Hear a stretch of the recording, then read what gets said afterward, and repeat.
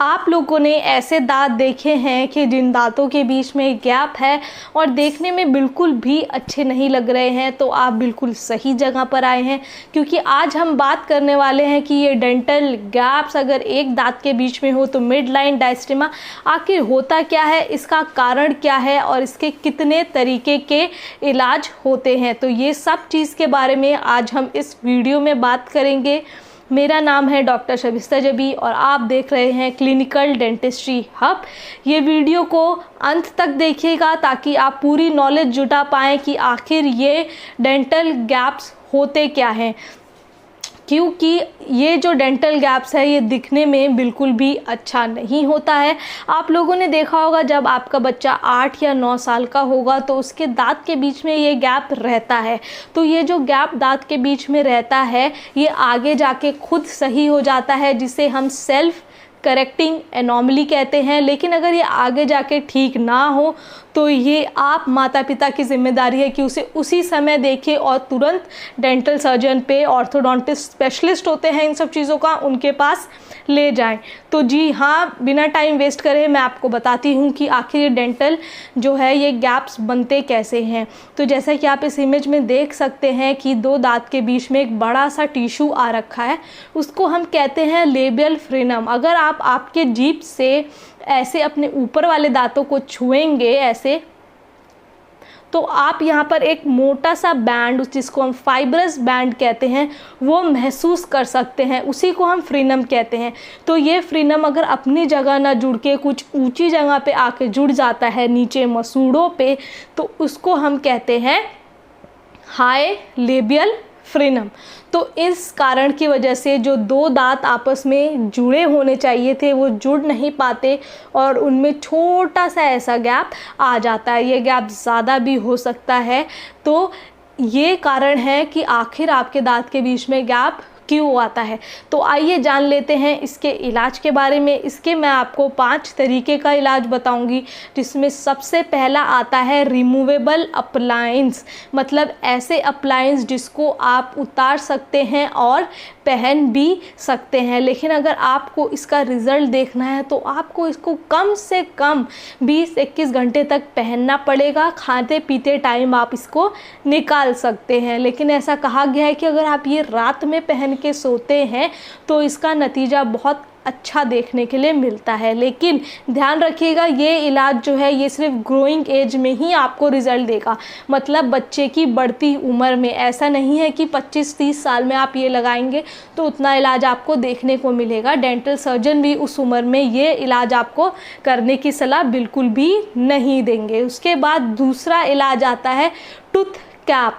Cap एक आप लगा लीजिए, एक पेन के कैप को हम टूथ कैप कहते हैं। लेकिन यहाँ पे फ़र्क क्या है कि ये कैप आपके दांत के कलर की होती है और ये आपको ये जो गैप है इसको ख़त्म करने के काम आता है।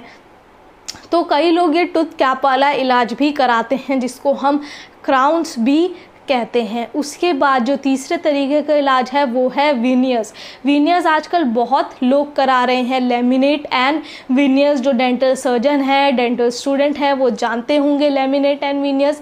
तो विनियर्स क्या होता है, ये भी एक टूथ कैप की तरह ही है, लेकिन इसमें ये लेयर होता है, एक दांत के कलर का लेयर बनाया जाता है। पहले मौजूद जो आपके दांत हैं उनको थोड़ा सा शेप में लाके उसका नाप लेकर लैब में भेजा जाता है, फिर वहाँ से ये लेयरिंग बन के आती है, फिर पेशेंट को ये लगा दिया जाता है। ये परमानेंट होता है, इसको आप निकाल के पहनने की ज़रूरत बिल्कुल भी नहीं होती है। तो हमने जाना tooth cap, removable appliances, veneers.